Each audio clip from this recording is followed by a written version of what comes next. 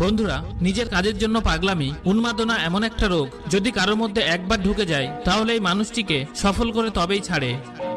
দিনে 15 থেকে 16 ঘন্টা কাজ করার জন্য শুধু এনার্জি নয়, বরং ওই কাজটা করার জন্য ওই জেদ, ওই পাগলামিপনা থাকতেই হবে।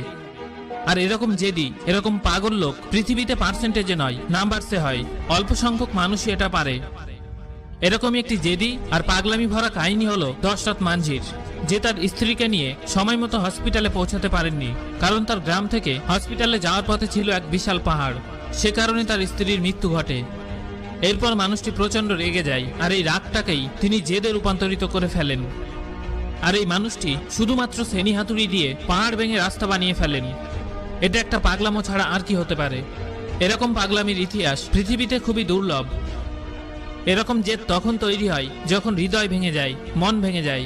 কিছু মানুষ এতে একেবারে ভেঙে পড়ে, কিন্তু যারা এই কষ্টকে, এই রাগকে জেদে রূপান্তরিত করে, তাদেরকে আটকে রাখা অসম্ভব। যখন মানুষ ঘুরতে যাওয়ার জন্য প্ল্যান করে, তখন কোনো ব্যক্তি নিজের রাজত্ব তৈরি করার জন্য ব্লুপ্রিন্ট বানাতে ব্যস্ত থাকে। যখন সবাই চাকরি খোঁজার জন্য ব্যস্ত থাকে, তখন কোনো পাগল অন্যদের চাকরি দেওয়ার জন্য ভাবতে থাকে। আর এরকম পাগলরাই পরে গিয়ে Bill Gates, Steve Jobs, Mukesh Ambani হয়। এই পাগলগুলো সাফল্যের জন্য সবসময় ক্ষুধার্ত থাকে। এরা কখনো স্যাটিসফাইড হয় না। এই পাগলামোপনা, এই জেদ এদের না দেয় শুতে, না দেয় থামতে। একজন জেদি মানুষ কখনো শান্ত হয়ে বসবে না। সে হাজারবার ব্যর্থ হবে, কিন্তু তার জেদ, তার পাগলামি তাকে আরো একবার চেষ্টা করার জন্য বাধ্য করবে। আর এটা ততক্ষণ কাজ করতে বাধ্য করবে যতক্ষণ সাফল্য তার সামনে এসে ধরা না দিচ্ছে। এই পাগল মানুষগুলোই, এই জেদি মানুষগুলোই ইতিহাস তৈরি করে দেয়। বিশ্বাস না হলে একটু পিছনের ইতিহাস ঘেটে দেখুন। না হলে কোনো ব্যক্তি 1000 বার ব্যর্থ হওয়ার পরও কেন চেষ্টা করা ছাড়ে না? কোনো পাগলের দ্বারা এটা সম্ভব, রাইট? আর এই কারণেই ওই পাগল ব্যক্তি, ওই জেদি ব্যক্তি পৃথিবীকে আলোকিত করে দেয়। হ্যাঁ, আমি বলছি থমাস আলভা এডিসনের কথা। যে মানুষটাকে তার ভারী গলার জন্য রেডিও থেকে বাদ দেওয়া হয়েছিল, সে জেদ ধরল আর সাফল্যের ওই সীমায় নিজেকে নিয়ে গেল, যেটা স্বপ্ন লক্ষ লক্ষ মানুষ দেখে। হ্যাঁ, আমি বলছি অমিতাভ বচ্চনের কথা। তার প্রথম সুপারহিট মুভি জঞ্জির আসার আগে তার 12টি সিনেমা ফ্লপ হয়েছিল। তা সত্ত্বেও তিনি জেদ ছাড়েননি, আর শেষ পর্যন্ত সাফল্যকে তার জেদের সামনে মাথা নত করতে হলো। বন্ধুরা, সবাই ভাবে আমাকে বড় হতে হবে, নাম করা একজন ব্যক্তি হতে হবে, কিন্তু সেটার জন্য অ্যাকশন শুধুমাত্র কোনো পাগলই নাই। এই মানুষটাকে 30 বার কাজ থেকে রিজেক্ট করে দেওয়া হয়।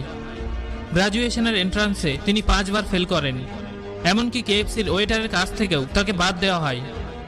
কিন্তু কাজ নিয়ে তার মধ্যে এতটা পাগলামি ছিল যে এতবার ফেল হওয়ার পরও তিনি আলিবাবা শুরু করলেন। আর আজ এই কোম্পানি পৃথিবীর অন্যতম একটা ই-কমার্স কোম্পানি। একসময় এতবার ফেল হওয়া এই মানুষটি বর্তমানে চীনের দ্বিতীয় ধনী ব্যক্তি। এই পাগলামিপনা শুধু তার মস্তিষ্কে থাকে না, তার কাজের মধ্যেও দেখা যায়, যেটা পৃথিবীর সবাই দেখে কিন্তু কপি করতে পারে না, কারণ ওই লেভেলের পাগলামির সাথে সবাই ম্যাচ করে উঠতে পারে না। সো বন্ধুরা, যদি আপনার লাইফে ফেইলিয়র থাকে, দেন কংগ্রাচুলেশন, এক বিশাল সাফল্য আপনার জন্য ওয়েট করছে। আপনার কাছে দুটো রাস্তা আছে। প্রথম, ওই ফেইলিয়রগুলো নিয়ে বসে যান, সারাদিন সেগুলো নিয়ে ভাবতে থাকুন। আর দ্বিতীয়, ওই ফেইলিয়রগুলোকে আপনার ইন্সপিরেশন বানান, আপনার শক্তি বানান। আপনার জীবনে যে গোল আছে বা ড্রিম আছে, সেটা ফলো করুন। আপনাকে অন্য কেউ কিছু করে দেবে না। আপনাকে নিজেকেই নিজের লাইফের সিদ্ধান্ত নিতে হবে, আর লাইফে বড় কিছু করতে হবে। আশা করি ভিডিওটির মূল বক্তব্য আপনি বুঝতে পেরেছেন এবং তার থেকে উপকৃত হবেন। ভিডিওটি উপকারী মনে হলে একটা লাইক করুন আর শেয়ার করুন বন্ধুদের সাথে, যাতে তারা উপকৃত হয়। শেষ পর্যন্ত আমাদের সাথে থাকার জন্য অসংখ্য ধন্যবাদ।